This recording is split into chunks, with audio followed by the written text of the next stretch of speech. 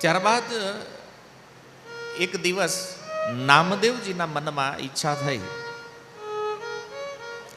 કે હવે આપણો સમય જગતમાં પૂરો થઈ રહ્યો છે. જો ભક્ત અને સામાન્ય વ્યક્તિમાં અંતર શું છે? સામાન્ય વ્યક્તિ જાણતો નથી મૃત્યુ ક્યારે આવે છે, આપણે ક્યારે જવાનું છે. અને ભક્ત જે છે એને ખબર છે મારે કેટલો સમય રહેવાનું છે, મારે ક્યારે જવાનું છે. એ સ્વતઃ નિશ્ચિત કરે છે કે કેવી રીતે આ સંસારથી વિદાય લેશે. તો નામદેવજી ભગવાન વિઠ્ઠલ સામે ઉભા રહીને પ્રાર્થના કરે છે, હાથ જોડીને કહે છે, પ્રભુ હવે તમે આ તમારા નામાને તમારી સીડીઓમાં સ્થાન આપી દો. બહુ ભટક્યો આ દુનિયામાં, અને ત્યાં ઉપસ્થિત જેટલા વૈષ્ણવો હતા એ બધાને હાથ જોડીને પ્રાર્થના કરી કે સાંભળો, મને અહીંથી હટાવતા નહીં કોઈ. મારી ઈચ્છા છે કે હું ઊભો રહું, પણ મને અહીંયાથી કોઈ હટાવો નહીં. મને અહીંયા રહેવા દો,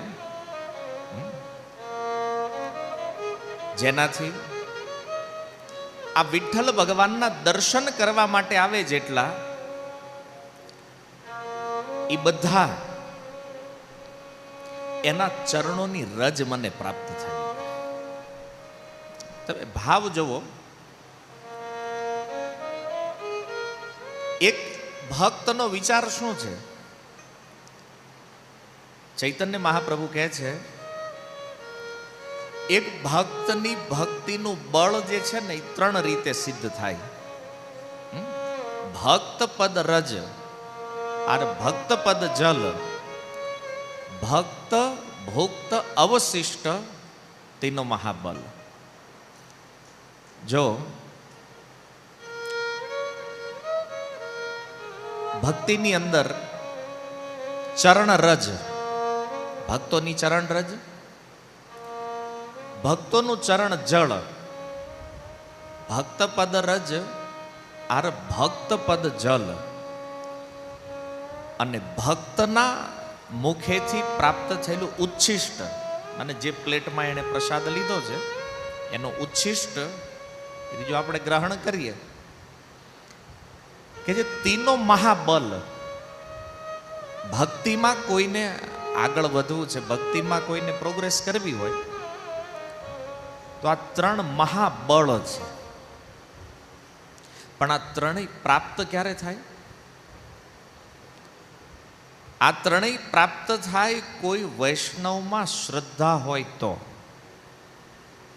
બાકી આપણે માનતા હોય કે આપણી જેવો સામાન્ય વ્યક્તિ છે, મારામાં ને એમાં કાંઈ લાંબો ફરક નથી, તો આ સંભવ નથી.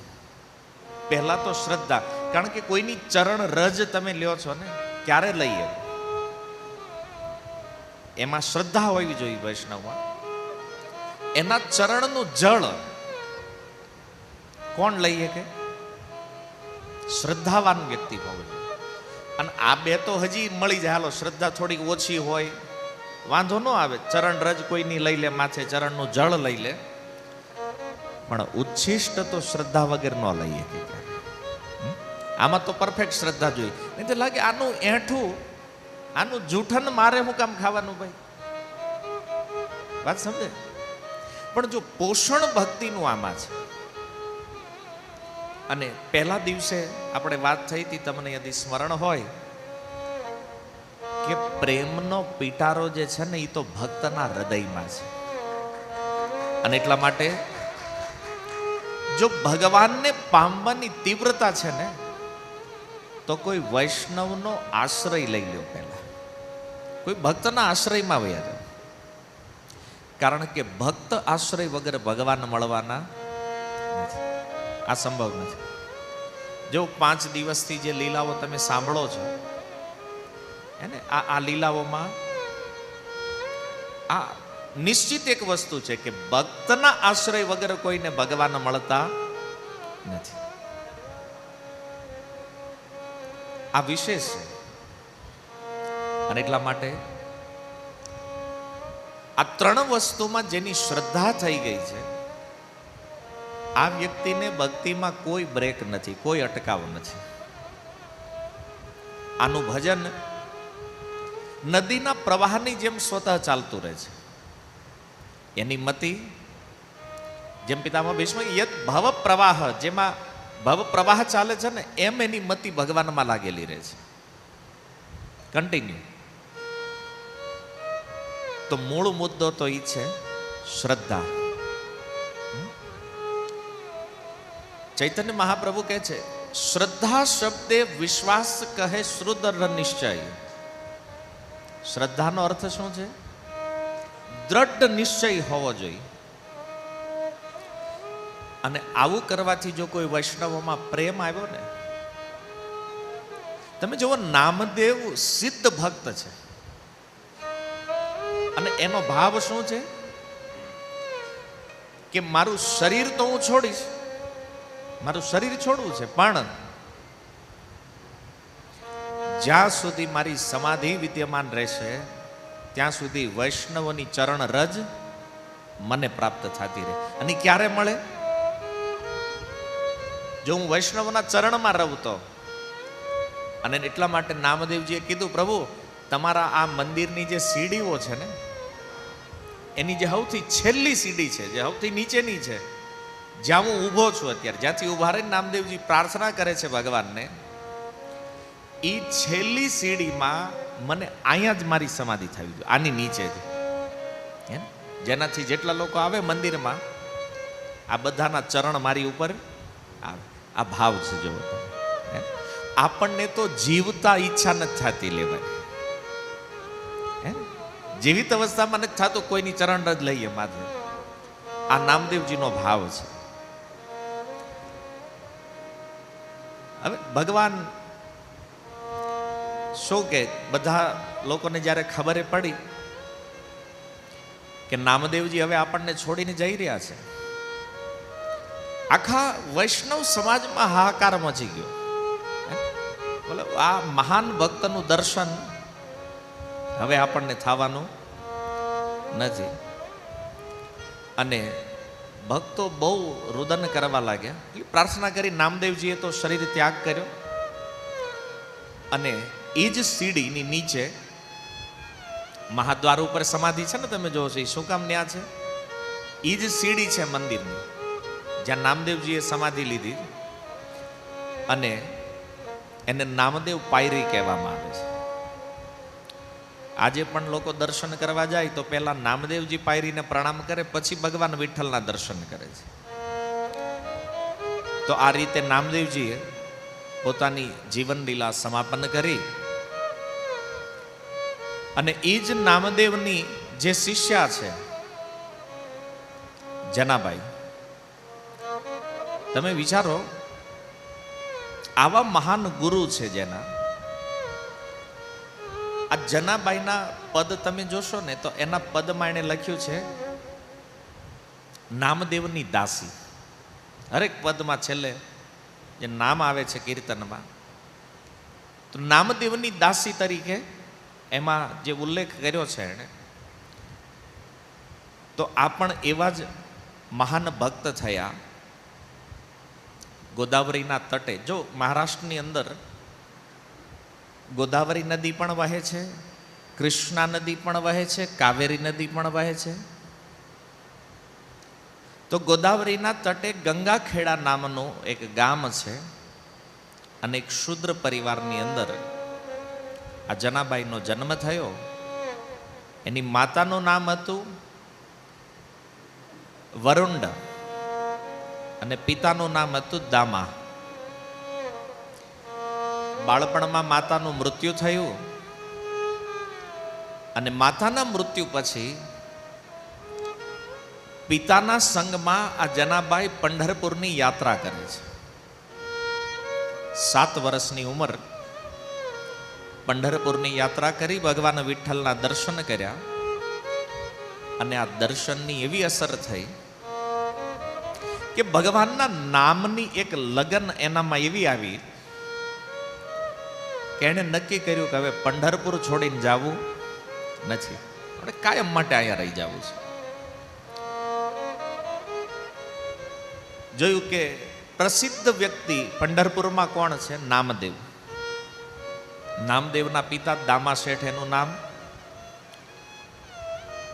તો આ જનાબાઈના જે પિતાજી છે એણે નામદેવના પિતાજીને કીધું કે આ કન્યા જે છે ને આને તમે રાખો, અને તમે જે કામ તમારે નોકરાણી તરીકે, દાસી તરીકે જે રાખવી હોય, માં તો છે નહીં અને મારોય હવે બહુ સમય આ દુનિયામાં છે નહીં, આમાંય અનાથ થવાની છે, આને તમે રાખો. એ પુત્રીને સોંપી એના પિતાએ સંસારથી વિદાય લીધી અને 6-7 વર્ષની ઉંમર એક દાસીના રૂપમાં આ જનાબાઈ ત્યાં રહેવા લાગ્યા છે, નામદેવજીના ઘરે. જનાબાઈએ આજીવન નામદેવજીની સેવા કરી. ટોટલ 15 જણા હતા એ ઘરમાં. નામદેવના માતા પિતા, સ્વયં નામદેવજી, એમની બેન, એમની પત્ની, એમની પુત્રી. નામદેવજીના 4 પુત્ર હતા, એની 4 પુત્ર વધુ, અને 15મા નંબરના સભ્ય તરીકે આ જનાબાઈ. 15 જણાનો આ પરિવાર. આ વાત જનાબાઈ પોતાના એક અભંગમાં લખે છે. અને આ 15 જણાના પરિવારમાં નામદેવજી જે ભગવાનના સુંદર ભક્ત છે, જેવી રીતે નારદ મુનિ ભગવાનના ભક્તોની સેવા કરી નારદજી બન્યા, એમાં જનાબાઈ નામદેવજીની સેવા કરવાના કારણે એક મહાન ભક્તના રૂપમાં એનું નામ અમર થયું છે. ભક્તિનું જે અંકુરણ થયેલું હૃદયમાં, એ નામદેવજીના સંગના કારણે એક વટવૃક્ષ બની ગયું છે. અને ભગવાન વિઠ્ઠલની અનન્ય ભક્ત એ માને છે કે ભગવાન જે છે ને એ ગૌ માતા છે, ગાય છે, અને હું સ્વયં વાછરડાના રૂપમાં. આવો અદ્ભુત પ્રેમ એને ભગવાન વિઠ્ઠલમાં થયો. અને કામથી જ્યારે નવરાઈ મળે એટલે ઘરની સામે જ મંદિર, મંદિરમાં ભગવાનના રૂપને જોયા કરે છે. જો ભગવાનના રૂપમાં પ્રીતિ લાગવી આ પણ ભક્તિની એક સિદ્ધિ છે. મંદિરમાં જવું, ભગવાનને જોવા, આમ લોકો જાય તો છે પણ આમ કરીને આમ પાછા નીકળી જાય. ભગવાનના રૂપમાં આકર્ષણ થવું જોઈએ. અને આ જનાબાઈને થયું. રાતે જ્યારે મંદિરેથી બધા લોકો વયા જાય તો એકાંતમાં ભગવાન સાથે હસે, વાતો કરે, પદગાન કરે, અને ક્યારેક ક્યારેક તો ભાવમાં હોય તો ભગવાનની સામે નૃત્ય પણ કરે. અને આ રીતે ભગવાનના નામના સ્મરણનો એવો અભ્યાસ થઈ ગયો. 8 પોર સ્મરણ. કામ કાંઈ પણ ચાલતું હોય, વાસણ ધોવાના હોય, ઝાડુ મારવાનું હોય, પાણી ભરવાનું હોય, કામ ઘરમાં ગમે ઈ કરે, પણ એનું અખંડ કીર્તન, અખંડ સંકીર્તન ચાલતું રહેતું. અને આ રીતે એનું જે કાંઈ કામ હતું ને એ ભગવાનની સેવા થઈ ગઈ. જો સામાન્ય રીતે જ્યારે આપણે કોઈ કાર્ય કરતા હોય, ઘરે કોઈ કર્મ કરતા હોય, તો એને આપણે કર્મ કહીએ છીએ. પણ આ જ કાર્યમાં જ્યારે ભગવાન નામ સ્મરણ આવી જાય ને, ત્યારે એ શું થઈ જાય છે? ભગવાનની સેવા થઈ જાય છે. હવે અહીંયા તો બધું સેવા, કારણ કે નામદેવ જેવા સિદ્ધ ભક્તના ઘરમાં કોઈ સેવા કરે તો એનું કાર્ય તો ઓલરેડી જ ભગવત ભક્તિ છે. અને જ્ઞાનેશ્વરી જે ગીતા છે, જે મહારાષ્ટ્રની અંદર ખૂબ પ્રસિદ્ધ છે, આ જ્ઞાનેશ્વરી ગીતાનો પાઠ કરે છે. નિરંતર સ્મરણ અને એનું જે કાંઈ પાપ છે એ માંડ્યું બળવા. ભગવાનનું નામ, જ્ઞાનેશ્વરી ગીતાનો પાઠ, કર્મનું બેલેન્સ ધીરે ધીરે ક્ષીણ થવા લાગ્યું છે. અને એકાદશી જ્યારે હોય તો એ નિયમ હતો કે નામદેવજીના ઘરે એકાદશીની રાતે કીર્તન હાલે. રાત્રે શરૂ થાય, સવાર સુધી કીર્તન થાય. અને એ અખંડ કીર્તન જનાબાઈ એટેન્ડ કરે પૂરેપૂરું. રાતભર જાગરણ, આખી રાત કીર્તન અને આંખોથી પ્રેમ અશ્રુઓ વહેતા. આવું અદ્ભુત કીર્તન જો ભક્તિ સંસારમાં ઘણા લોકો કરે, પણ એક પ્રશ્ન થાય ને, ભક્તિ છે શું? શ્રીમદ ભાગવતમ સ્કંદ 11 અધ્યાય 14 ભગવાન ઉદ્ધવને કહે છે કે ઉદ્ધવ, અસલી ભક્તિ શું છે, અસલી સાધના શું છે? ઈ છે મારા માટે રડવું. ભગવાન કહે છે કોઈ કોઈ રડે છે ને મારા માટે, આ અસલી સાધના છે. કબીરદાસજી એક દોહામાં કહે છે, કબીર હસના દૂર કર રોને સે કર પ્રીત, બિન રોયે ક્યો પાઈએ પ્રેમ પિયારા મિત. આ જગતમાં એવો કોઈ છે જે રોયા વગર જે ભગવાનને મળ્યો હોય. એટલે મારે ઇસ્કોનના એક સંન્યાસી પરમ પૂજ્ય ગૌર ગોવિંદ મહારાજ, એમણે એક મંદિર બનાવ્યું છે અને એનું નામ એણે આપ્યું છે ક્રાઇમ ક્લબ. શું નામ છે? કે તમે અહીંયા આવો, ક્લબમાં માણસો શું કરે, ભેગા થાય અને કૃષ્ણ માટે રડો. કૃષ્ણ માટે જ્યારે કોઈ રડે છે ને, જો એક વાત એ પણ છે કે ઘણીવાર લોકો શું કહે છે ખબર, કોઈ ભગવાન માટે રડતા હોય ને તો નાટક કરે છે. અરે નાટક તો નાટક, આજનું નાટક છે, ક્યારેક સાચું થઈ જાય તો નાટક તો કરે પેલા. એકલા ઘરે બેઠા હોય, ભાગવત વાંચતા હોય, કથા શ્રવણ કરતા હોય, માની લો રુદન રડવું આવે છે, આ જાહેરમાં કરવાની વસ્તુ નથી. આ એકાંતિક સાધના છે. ઘરે દરવાજો બંધ કરો, કૃષ્ણનું સ્મરણ કરીને રડો. ચિત્ત શુદ્ધિનો, પ્રેમનો સૌથી શ્રેષ્ઠ ઉપાય આ છે. કૃષ્ણના વિરહમાં રુદન કરવું, આ ગોપીઓનું કાર્ય છે. કારણ કે જ્યારે કોઈ ભગવાન માટે રડે ને, આંખથી જે આંસુ નીકળે છે ને, એ સામાન્ય અશ્રુ નથી, એ ચિત્તને ધોવે છે, ચિત્તની શુદ્ધિ કરે, ચિત્તનું માર્જન કરે છે. જો ભાગવત પણ પ્રમાણ છે, અને આપણે તો એ પરંપરામાંથી છીએ કે જ્યાં ચૈતન્ય દેવ રડતા જ્યારે ને, તો સામેવાળાને એમ થતું કે મેં નાઈ લીધું છે. આખું ચૈતન્ય ચરિતામૃતમાં લખ્યું છે કે રથયાત્રામાં જગન્નાથજીની સામે જ્યારે કીર્તન કરતા મહાપ્રભુ, અને એની આંખોથી જે અશ્રુ નીકળતા, જેમ પિચકારીમાંથી પાણી નીકળે ને, જો સામાન્ય મનુષ્યમાં આવું થઈ ન કે, પણ પ્રેમના અશ્રુ જે છે ને, એ પ્રેમ આંસુ બનીને પીગળે છે. આ બ્રજમાં અમે અનેક સંતો જોયા છે, આખી આખી રાત રડે, પણ તમે વિચાર કરો, શરીરમાં એટલું પાણી ન હોય જેટલું તો એની આંખથી નીકળી જાય. આખા બોડીમાં પાણી જેટલું છે ને, એની કરતા 3 ગણું પાણી તો એ રડવાથી કાઢી નાખતા હોય. કેમ? આ પ્રેમ છે. અને પ્રેમ જ્યારે આંસુ બને, આનાથી જેટલી ચિત્તની શુદ્ધિ થઈ કે જલ્દી, આવી બીજા કોઈ સાધનથી થતી નથી. સાધનો હજારો છે, પ્રયાસ હજારો કરો, પણ આ જેને આવડી ગયું ને, હે ને, કારણ કે રોયા વગર કૃષ્ણમાં પ્રેમ થાય નહીં. અને ભગવાનને આ ગમે છે.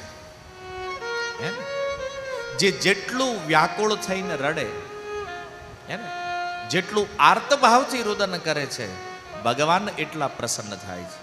હે ને, જેટલા પ્રેમી થયા ભારત વર્ષમાં જોઈ લો, એમ કે રડ્યા વગર કોઈને પ્રેમ પ્રાપ્ત થયો નથી. રડવું તો પડે, અને આપણી તો પરંપરા જ આ છે ભાઈ. ચૈતન્ય મહાપ્રભુએ શીખવાડ્યું છે ને, વિરહ કોને કહેવાય, પ્રેમ શું છે. એકવાર એકાદશીની રાત્રિએ નામદેવ